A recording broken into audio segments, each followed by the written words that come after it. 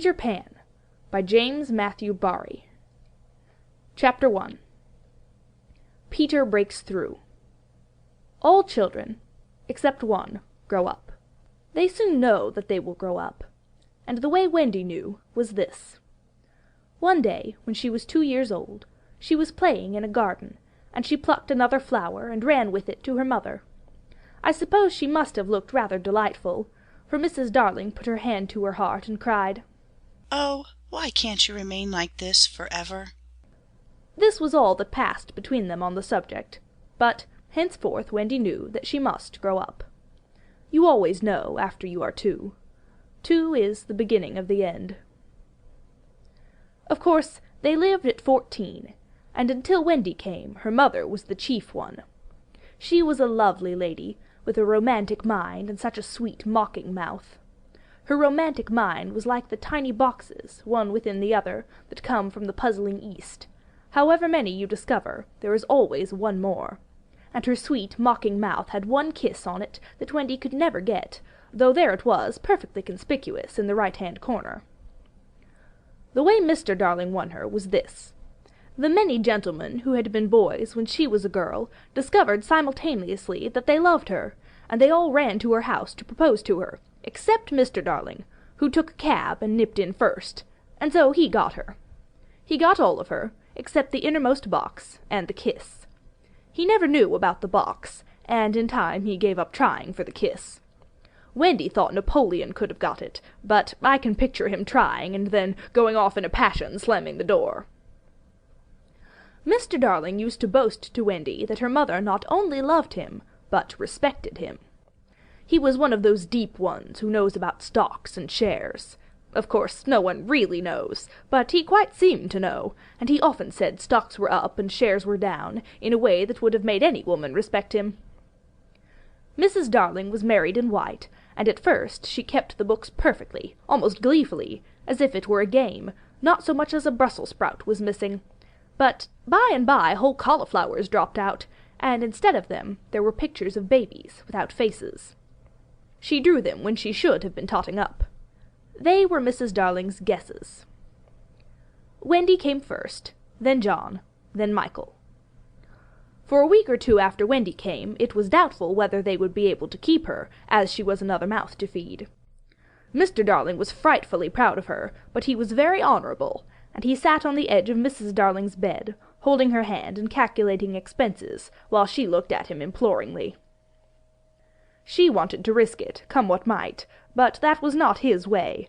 His way was with a pencil and a piece of paper, and if she confused him with suggestions, he had to begin at the beginning again.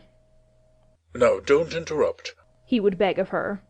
"I have £1.17 here, and 2 6 at the office. I can cut off my coffee at the office, say 10 shillings, making 2 9 6. With your 18 and 3 makes 3 9 7. With 5 0 in my checkbook makes 8 9 7. Who is that moving? 8 9 7 dot and carry 7. Don't speak, my own. And the pound you lent to that man who came to the door. Quiet, child. Dot and carry. Child, there, you've done it. Did I say 997? Yes, I said 997. The question is, can we try it for a year on 997? "Of course we can, George," she cried. But she was prejudiced in Wendy's favour, and he was really the grander character of the 2. Remember, Mums? He warned her, almost threateningly, and off he went again. Mums, £1, that is what I have put down, but I dare say it will be more like 30 shillings. Don't speak. Measles 1 5. German measles half a guinea makes 2 15 6. Don't waggle your finger. Whooping cough, say 15 shillings. And so on it went, and it added up differently each time. But at last Wendy just got through, with mumps reduced to 12 6, and the 2 kinds of measles treated as 1. There was the same excitement over John, and Michael had even a narrower squeak, but both were kept, and soon you might have seen the 3 of them going in a row to Miss Folsom's kindergarten school, accompanied by their nurse. Mrs. Darling loved to have everything just so, and Mr. Darling had a passion for being exactly like his neighbours, so, of course, they had a nurse. As they were poor, owing to the amount of milk the children drank, this nurse was a prim Newfoundland dog called Nana, who had belonged to no one in particular until the Darlings engaged her. She had always thought children important, however, and the Darlings had become acquainted with her in Kensington Gardens, where she spent most of her spare time peeping into perambulators, and was much hated by careless nursemaids, whom she followed to their homes and complained of to their mistresses. She proved to be quite a treasure of a nurse. How thorough she was at bath time, and up at any moment of the night if one of her charges made the slightest cry. Of course her kennel was in the nursery. She had a genius for knowing when a cough is a thing to have no patience with, and when it needs stocking around your throat. She believed to her last day in old-fashioned remedies like rhubarb leaf, and made sounds of contempt over all this new-fangled talk about germs, and so on. It was a lesson in propriety to see her escorting the children to school, walking sedately by their side when they were well behaved, and butting them back into line if they strayed. On John's footer days she never once forgot his sweater, and she usually carried an umbrella in her mouth in case of rain. There is a room in the basement of Miss Folsom's school, where the nurses wait. They sat on forms, while Nana lay on the floor, but that was the only difference. They affected to ignore her, as of an inferior social status to themselves, and she despised their light talk. She resented visits to the nursery from Mrs. Darling's friends, but if they did come, she first whipped off Michael's pinafore, and put him into the one with blue braiding, and smoothed out Wendy, and made a dash at John's hair. No nursery could possibly have been conducted more correctly, and Mr. Darling knew it, yet he sometimes wondered uneasily whether the neighbours talked. He had his position in the city to consider. Nana also troubled him in another way. He had sometimes a feeling that she did not admire him. "I know she admires you tremendously, George," Mrs. Darling would assure him, and then she would sign to the children to be specially nice to father. Lovely dances followed, in which the only other servant, Liza, was sometimes allowed to join. Such a midget she looked in her long skirt and maid's cap, though she had sworn, when engaged, that she would never see 10 again. The gaiety of those romps! And the gayest of all was Mrs. Darling, who would pirouette so wildly that all you could see of her was the kiss, and then, if you had dashed at her, you might have got it. There was never a simpler, happier family, until the coming of Peter Pan. Mrs. Darling first heard of Peter when she was tidying up her children's minds.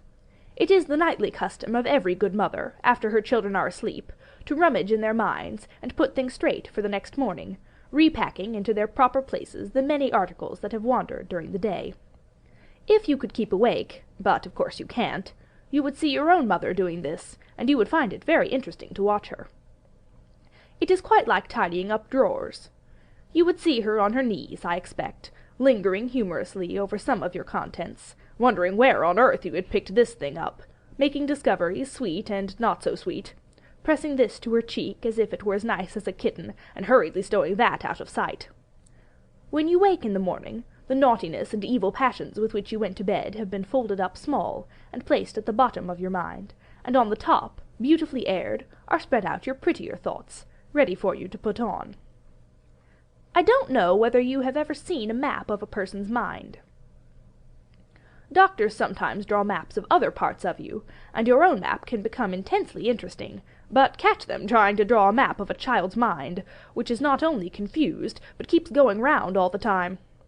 There are zigzag lines on it, just like your temperature on a card, and these are probably roads in the island, for the Neverland is always more or less an island, with astonishing splashes of colour here and there, and coral reefs, and rakish-looking craft in the offing, and savages, and lonely lairs, and gnomes who are mostly tailors, and caves through which a river runs, and princes with 6 elder brothers, and a hut fast going to decay, and one very small old lady with a hooked nose. It would be an easy map if that were all, but there is also first day at school, religion, fathers, the round pond, needlework, murders, hangings, verbs that take the dative, chocolate pudding day, getting into braces, say 93 threepence for pulling out your tooth yourself, and so on, and either these are part of the island, or they are another map showing through, and it is all rather confusing, especially as nothing will stand still. Of course, the Neverlands vary a good deal. John's, for instance, had a lagoon with flamingoes flying over it, at which John was shooting, while Michael, who was very small, had a flamingo with lagoons flying over it. John lived in a boat turned upside down on the sands, Michael in a wigwam, Wendy in a house of leaves deftly sewn together. John had no friends, Michael had friends at night, Wendy had a pet wolf, forsaken by its parents, but, on the whole, the Neverlands have a family resemblance, and if they stood still in a row, you could say of them that they have each other's nose, and so forth. On these magic shores, children at play are forever beaching their coracles. We too have been there. We can still hear the sound of the surf, though we shall land no more. Of all delectable islands, the Neverland is the snuggest and most compact. Not large and sprawly, you know, with tedious distances between one adventure and another, but nicely crammed. When you play at it by day, with the chairs and tablecloth, it is not in the least alarming, but in the 2 minutes before you go to sleep, it becomes very real. That is why there are night lights. Occasionally, in her travels through her children's minds, Mrs. Darling found things she could not understand, and of these quite the most perplexing was the word Peter. She knew of no Peter, and yet he was here and there in John and Michael's minds, while Wendy's began to be scrawled all over with him. The name stood out in bolder letters than any of the other words, and as Mrs. Darling gazed, she felt that it had an oddly cocky appearance. Yes, he is rather cocky, Wendy admitted with regret. Her mother had been questioning her. But who is he, my pet? He is Peter Pan, you know, Mother. At first Mrs. Darling did not know, but after thinking back into her childhood, she just remembered a Peter Pan who was said to live with the fairies. There were odd stories about him, as that when children died he went part of the way with them, so that they should not be frightened. She had believed in him at the time, but now that she was married and full of sense, she quite doubted whether there was any such person. Besides, she said to Wendy, he would be grown up by this time. Oh, no, he isn't grown up, Wendy assured her confidently. And he is just my size. She meant that he was her size in both mind and body. She didn't know how she knew. She just knew it. Mrs. Darling consulted Mr. Darling, but he smiled pooh-pooh. Mark my words, he said. It is some nonsense Nana has been putting into your heads. Just the sort of idea a dog would have. Leave it alone and it will blow over. But it would not blow over, and soon the troublesome boy gave Mrs. Darling quite a shock. Children have the strangest adventures without being troubled by them. For instance, they may remember to mention, a week after the event happened, that when they were in the wood they had met their dead father and had a game with him. It was in this casual way that Wendy one morning made a disquieting revelation.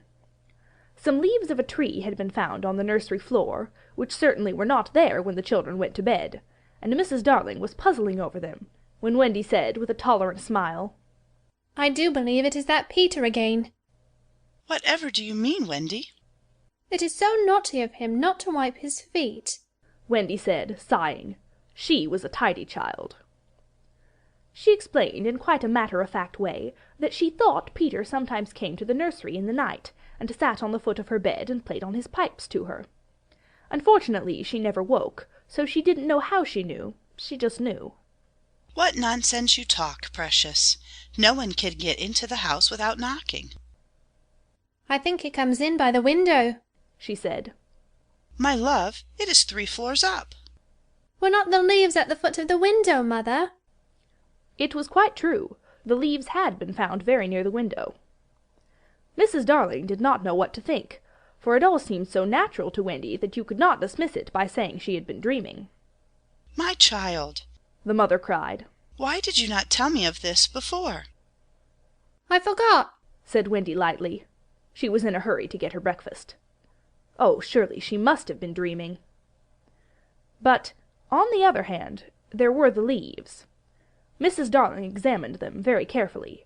They were skeleton leaves, but she was sure they did not come from any tree that grew in England. She crawled about the floor, peering at it with a candle for marks of a strange foot. She rattled the poker up the chimney, and tapped the walls. She let down a tape from the window to the pavement, and it was a sheer drop of 30 feet, without so much as a spout to climb up by. Certainly Wendy had been dreaming. But Wendy had not been dreaming, as the very next night showed, the night on which the extraordinary adventures of these children may be said to have begun. On the night we speak of, all the children were once more in bed. It happened to be Nana's evening off, and Mrs. Darling had bathed them and sung to them, till one by one they had let go her hand and slid away into the land of sleep. All were looking so safe and cosy that she smiled at her fears now, and sat down tranquilly by the fire to sew. It was something for Michael, who, on his birthday, was getting into shirts. The fire was warm, however, and the nursery dimly lit by 3 night lights, and presently the sewing lay on Mrs. Darling's lap. Then her head nodded, oh, so gracefully. She was asleep. Look at the 4 of them, Wendy and Michael over there, John here, and Mrs. Darling by the fire. There should have been a 4th night-light. While she slept, she had a dream. She dreamt that the Neverland had come too near, and that a strange boy had broken through from it. He did not alarm her, for she thought she had seen him before, in the faces of many women who have no children. Perhaps he is to be found in the faces of some mothers also. But in her dream he had rent the film that obscures the Neverland, and she saw Wendy and John and Michael peering through the gap. The dream by itself would have been a trifle, but while she was dreaming, the window of the nursery blew open, and a boy did drop on the floor. He was accompanied by a strange light, no bigger than your fist, which darted about the room like a living thing, and I think it must have been this light that wakened Mrs. Darling. She started up with a cry, and saw the boy, and somehow she knew at once that he was Peter Pan. If you or I or Wendy had been there, we should have seen that he was very much like Mrs. Darling's kiss. He was a lovely boy, clad in skeleton leaves, and the juices that ooze out of trees, but the most entrancing thing about him was that he had all his first teeth. When he saw she was a grown-up, he gnashed the little pearls at her. End of chapter 1.